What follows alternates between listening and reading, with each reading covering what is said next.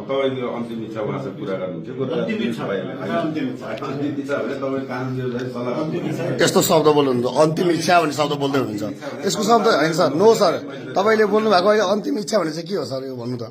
तल जानलाई चाहिँ अन्तिम इच्छा भने त त्यही होइन त त्यस्तो बोलिँदैन नि सर सर डेढ साहब हुनुहुन्छ अन्तिम इच्छा भन्ने हुन्छ सर एउटा पक्राउ गर्न आएको मान्छेलाई अन्तिम इच्छा भन्ने हुन्छ लागि त त्यही त त्यस्तो हुँदैन नि सर त्यस्तो हुँदैन नि सर बोली त के सुधार सर अन्तिम इच्छा एउटा होइन अदालतले दिएको आदेश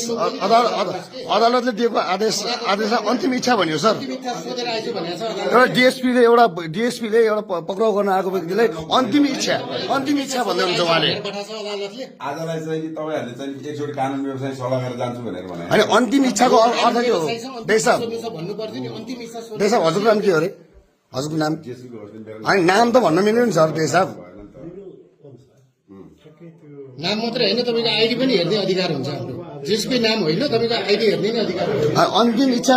पढ्न सर अन्तिम इच्छाको अर्थ के हो अदालतको आदेश र सरकारी वकिलले पठाएको पक्राउ पुर्जी चाहिन्छ त्यो त चाहियो अनि त्यो पनि चाहिएला ठिक उहाँले दिन्छ अन्तिम इच्छा भने चाहिँ के हो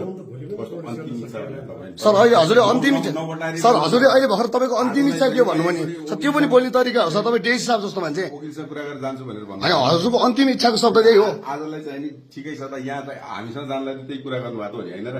सर यहाँ हाम्रो सभापतिज्यूलाई तपाईँहरूले पक्राउ गरेर आउँदै हुन्छ अन्तिम इच्छा भनेको के हो त सर त्यो तपाईँले नपटाएर सर नपटार्नु भन्ने कुरै होइन नि सर